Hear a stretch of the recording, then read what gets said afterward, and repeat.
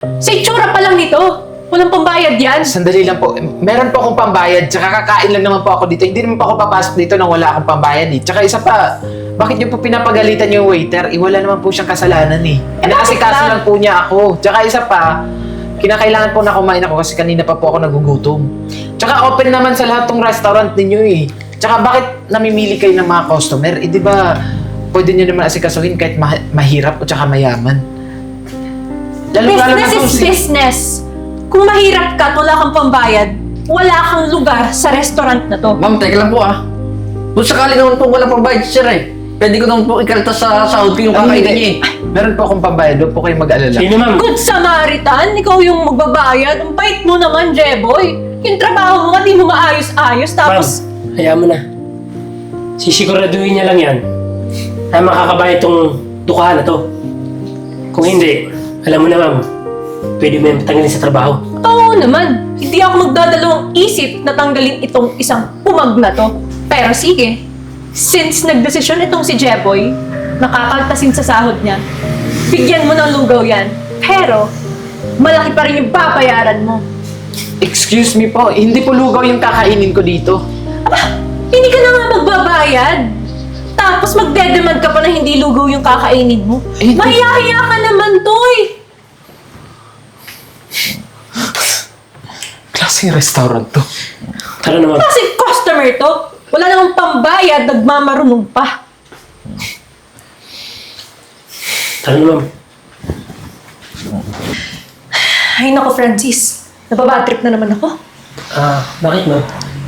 Eh, yung isang waiter, si Jeboy, di ba? Masyadong bida-bida. Yung bago? Oo.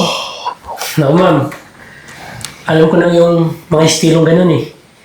Abida-bida sa customer para makahingi ng tip. Nagbibida-bida masyado, hindi naman tataas yung sahod. Naku ma'am, mag-ingat ka dyan. Baka mamaya gusto rin maging manager katulad mo. Aba, sa tingin naman niya, papayag ako.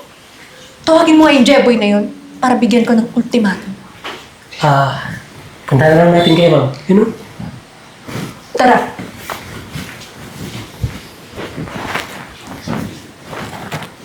Ay nako. Hoy, Jeboy. Bakit po, ma'am? Baka nagkakalimutan tayo na sanay pangako mo na ibibigay mo sa amin yung tip. So, akala mo hindi kita inoobserbahan? Yung performance mo, bagsak na bagsak. Anong ginagawa mo? Nagtatrabaho ka ba talaga ng maayos? Eh, makikipag-chismisan yung ginagawa mo sa mga customers eh. Eh ma'am, teka lang ha. Eh, ina-entertain ko lang naman po sila eh. Kasi kayo pong dalawa, wala po kayong ginagawa kung hindi mag-chismisan lang ng mag-chismisan. Ako pa talaga yung sinasagot-sagot mo. Baka gusto mong pakaltasan ko yung sahod mo. Ma'am, ganyan naman po kayo eh.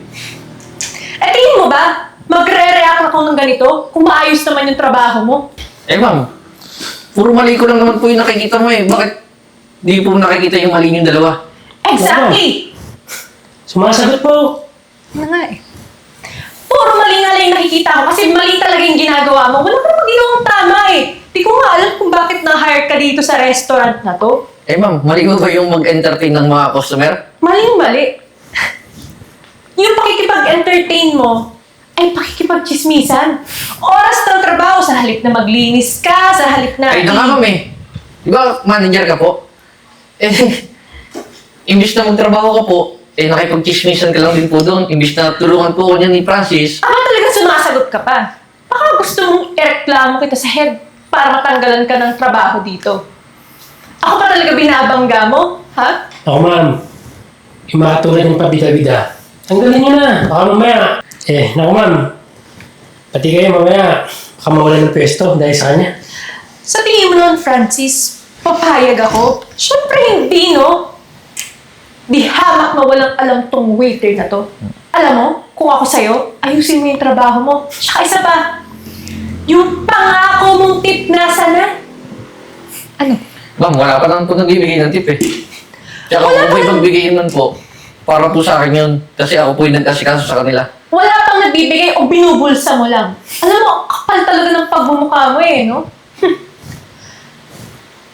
Ma'am, kung wala na po kayong sasabihin na maayos, eh, bumalik na lang po kayo doon. Doon po kayo magkismisan kasi nagtatrabaho po ako na maayos.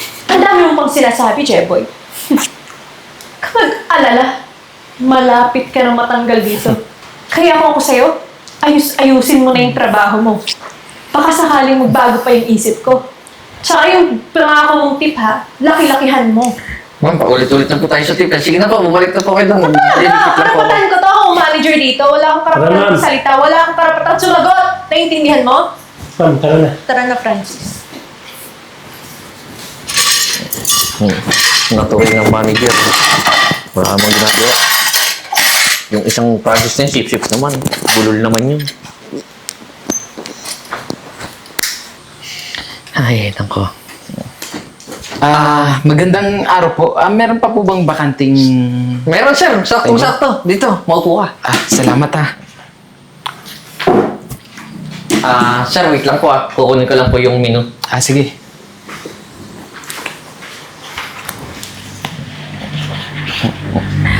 Sir, eto na po yung menu namin. Pili ka na lang po.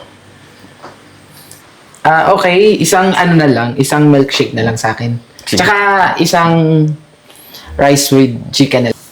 Sige po sir. Asikasuhin ko lang po. Hoy, ano yan? Alam mo ikaw? Hindi mo ginagamit yung utak mo eh. Nagsasayang ka lang ng oras dito. Nakita mo naman, di ba? Nakasimple lang manamit. Ibig sabihin nun, mahirap, walang pera. Teka lang Francis. Wala naman tayong pinipiling customer dapat, di ba? Bakit ganyan ka makapaglait sa mga customer natin? Wala? Ha? Di mo ba alam? Mamahaling restaurant to. Hindi tayo nagpapasok ng mamahirap dito. Excuse me, kakain lang naman ako. Tsaka magbabayad naman ako. Huwag kang mag-alala. Makasagot ka pa eh. Siguraduhin na magbayad yan ha? Teka nga! Ano bang kaguluhan ito, Francis Jeboy? Ito kasi ma'am si Jeboy eh. Nagsasayang ng oras dito sa tukha na to. Wala namang pera yan eh. Tingnan mo naman yung pananamit mo. Mukhang katulong, hampas lupa. At ikaw, Jeboy, ba't pinapasok mo yan dito? Alam mo ikaw, konti na lang talaga aaser ka na eh. Malapit ka na matanggal dito, di mo inaayos yung trabaho mo? Ma'am, teka lang. Maayos naman po ako magtrabaho Tsaka ma'am, kakain naman po si sir eh. Tsaka dapat wala po tayo pinipiling customer dito. Walang pinipiling customer kahit yung mukhang hindi magbabayad. Sa itsura pa lang nito, walang pambayad yan. Sandali lang po. Meron po akong pambayad. Tsaka kakain lang naman po ako dito. Hindi naman po ako papasok dito nang wala akong pambayad eh. Tsaka isa pa, bakit niyo po pinapagalitan yung waiter? Wala naman po siyang kasalanan eh. Inaasikaso bakit lang po niya ako. Tsaka isa pa, kinakailangan po na kumain ako kasi kanina pa po ako nagugutom. Tsaka open naman sa lahat ng restaurant ninyo eh. Tsaka bakit namimili kayo ng mga customer? Di ba pwede niyo naman asikasuhin kahit mahirap o tsaka mayaman?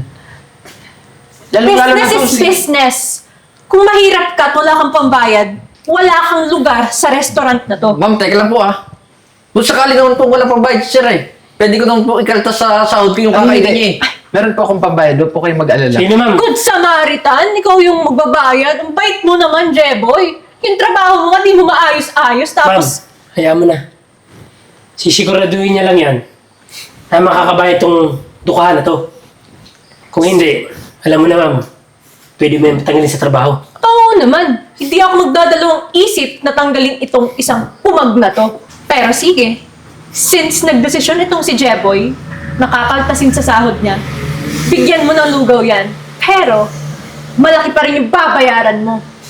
Excuse me po. Hindi po lugaw yung kakainin ko dito.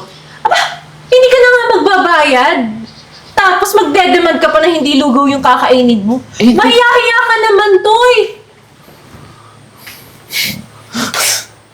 Klaseng restaurant to. Tara na ma'am. Kasi customer to. Wala namang pambayad, nagmamarunong pa. Tara na ma'am. Sir. Kunin ko na po muna yung inuutos ni ma'am.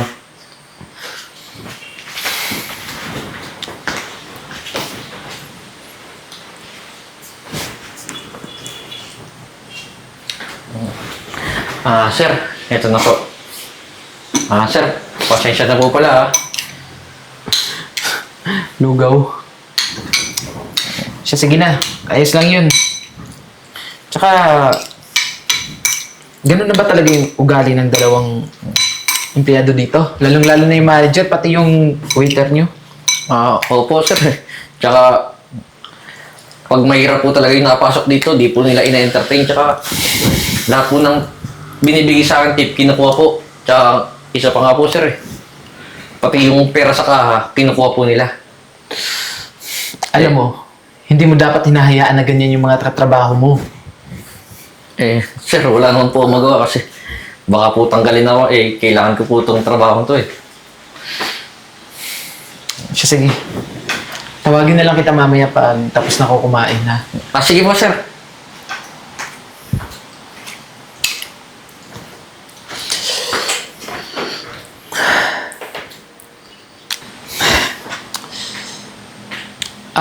Waiter. Sir, pasensya na po. Nalik po yung tubig. Ayos lang yun. Sir, nag-enjoy ka po ba? Tsaka isa pa, alam mo, gusto ko yung service mo kasi inasikaso mo na maayos yung mga customer mo dito. Syempre naman, sir. Ginagawa ko lang naman po yung tamang trabaho ko Alam mo, maganda sana yung restaurant nyo eh. Kaso, yung ibang katrabaho mo dito, hindi okay. Alam ba na may-ari ng restaurant na to na ganyan yung mga ugali ng mga empleyado niya? Sa totoo lang, sir, hindi po kasi hindi rin po ako makapagsabi. Baka tanggalin po ako Hindi niyo pa ba nakikilala o na-meet yung may-ari ng restaurant na to? Sa totoo lang, hindi pa po sir. Alam mo, balang araw, makikilala mo rin siya. Tsaka, panigurado yan.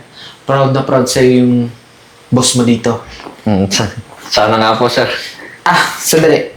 Dahil maganda yung customer service mo, bibigyan kita ng tip. Total, magpapasko na naman eh. Ayan, para sa'yo. Sir, teka lang po. Sir, ang laki po nito. Hindi ko po matatanggap to. Ano ka ba para sa'yo talaga yan? Okay na. Ba't Oh, sir. kinuha mo? Maraming salamat Sandali lang, hindi naman sa'yo yan eh. Pwede ba ibigay mo yan sa kanya? Sir. May rules po kasi kami dito Pag mga baguhan lang, hindi po pwede tumanggap ng tip. Dapat po sa amin. Anong connect doon kung bago yung empleyado? Tsaka isa pa, siya yung nag-asikaso sa akin. Tsaka sa kanya ko yan gustong ibigay, hindi sa'yo. Sir, ganyan po talaga ugali yan Lagi na lang po nangunguha ng tip kahit hindi po sila nagtatrabaho dito Akin na nga Anong yan. promotion na naman na to? Ma'am, Ano yan? Saan galing yung tip mo, Francis? tausing si Diego Ayaw niya ibigay sa akin yung tip. Alam mo naman, para sa'yo naman to, di ba? Teka nga. Ang laking pera nito Saan to galing? Sa'yo? Sa... Alam mo ikaw, ang tindi rin talaga ng karakas mo no? Magnanakaw ka, no? Galing ka siguro sa pamilya ng kawatan. Walang ibang ginawa kundi magnakaw at manggulang ng ibang tao. Ma'am, teka lang po Parang sumusobra ka na po Parang hindi na po manager yung trabaho mo dito Bakit sumasabat ka? Sinabi ko bang magsalita ka? Ma'am, mali-mali na po yung ginagawa mo Bakit karapatan ko to? Kami yung naghahari-harian sa restaurant na to. Sandali At nga. ikaw, Sandali lang. Ano ba sa tingin mo? Porkit malaki yung binigay ko na tip? Tingin mo hindi ko na kaya magbigay ng ganyan kalaking pera? bakit? Postura mo pa nga lang, panghampas lupa na. Sa tingin mo ba ninakaw ko talaga yan?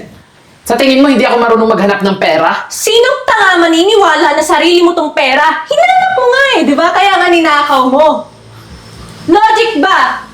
Ganyan ba talaga kayo magtrato ng customer dito? Sa'yo lang. Kasi hindi ka nararapat dito. Ma'am, FYI lang Hindi lang po sa kanya. Lahat ng mahihirap dito, pinapalabas nyo. Ikaw kasi hindi ka marunong sumunod sa mga rules and regulations ko dito. Sinabi ko sa'yo, di ba, na huwag ka magpapapasok na mahihirap. Ma'am, teka lang Anong po. ginagawa mo? Linya ng mahihirap, pinapapasok mo. Ma'am, ikaw lang naman po nagawa ng sarili mong rules lahat naman po dapat dito nire-respeto O bakit naman? Kahit ako pa yung gumawa ng sarili kong rules, ako yung manager, di ba? Mga server ko lang kayo dito, kaya wala kayong karapatan magsalita. O Tama yan, sumabat. ma'am. Dapat lang pagsabihan mo yung baguhan Wala namang alam sa trabaho yan Ako, ma'am. Mas mabuti pang gawin mo. Paalisin mo na yan. Alam mo, Jeboy, sagad na talaga ako sa ugaling pinapakita mo eh. Dahil dyan, tanggal ka na sa trabaho. Ma'am, okay lang po. Tatanggapin ko na lang po. Sandali. Kayo magkatrabaho ko. Sandali lang. Ano Tanggal? naman to, mister? Di ka ba talaga... Alam mo, ikaw hindi ka mananahimik eh, no? Ano, superhero ka? Ano sabi mo? Tatanggalin? O bakit? Anong karapatan mong tanggalin yung empleyado ko dito? Anong karapatan ko? Manager lang naman ako dito, sir. Manager ka lang. Dahil ako yung may-ari ng restaurant na to. Nagpapatawa ka ba? Hindi ka lang pala magnanakaw eh, no? Ang dami mong characteristics. Kanina magnanakaw, mahirap. Aba, biglang maging may-ari ng restaurant? Ang taas naman ng ambisyon mo. Teka lang, mister ah. Nahihibang ka na ba? Ang taas din naman ng ambisyon mo eh, no? Ikaw? May-ari ng restaurant na to? Eh baka hindi mo kilala ang may-ari. Eh, ang may-ari lang naman ng restaurant na to ay si Mr. Espanola. Alam mo ikaw, sobra-sobra na yung kahibangan mo kung ako sa'yo, magpa-check up ka na. Baka meron kang problema sa utak. Sige, ayaw niyo talaga maniwala? Ayan. Ayan yung proof. Kaya ako sinasabi sa inyo na isa ako sa may-ari ng restaurant na to. Kasi tatay ko, yung owner ng restaurant kung saan kayo nagtatrabaho. Tama po, ma'am. Siya po yung nag-iisang anak ni Mr. Espanola. Sir, pasensya na po kayo ha. Alam lang namin na kayo po yung anak ni Mr. Espanola. Alam mo, hindi ko kailangan ng paliwanag mo. Dahil kitang-kita ko na kung ano yung pinaggagawa mo dito sa restaurant. Lalong-lalo ka na. Naturingan ka pa ng manager dito. Alam mo, isang malaking pagkakamali na na-promote ka dito sa restaurant namin. Kasi wala kang silbi at wala kang respeto. Alam mo, bagay kayong dalawa eh. Tingnan mo nga! Tumatawa ka pa talaga? Sir, excuse me lang po Ganyan po talaga siya. Pag kinakausap mo, tatawanan ka lang po. Wala pong respeto yun kahit kanino po dito eh. Sir, naku, pasensya ka na talaga. Eh, hindi mo naman kasi inayos yung pananamit mo eh. Kalaw tuloy. Alam mo, hindi ka na babagay na maging manager dito. Bukod sa wala kang respeto, mukha ka pang baliw. Umalis ka na dito dahil meron nagpapalit sa'yo. Nako, alam ko na yun, ma'am. Ako na siguro, sir, no? Kapal din talaga ng mukha mo. Ang tinutukoy ko, walang iba kundi si Jeboy. Siya na yung magiging manager ng restaurant na to. Teka lang, sir. Teka lang, sir. Francis ako muna. Ako yung manager mo eh. Eto? Wala nga yung alam dito sa restaurant tapos yun yung ipapalit mo. Alam nyo, naniniwala ako sa abilidad na meron si Jeboy. At alam ko kayang-kaya niyang patakbuhin itong restaurant. Kaya kayong dalawa, umalis na kayo dito sa restaurant. At wag na kayo magpapakita sa amin. Alis! Buti nga sa inyo.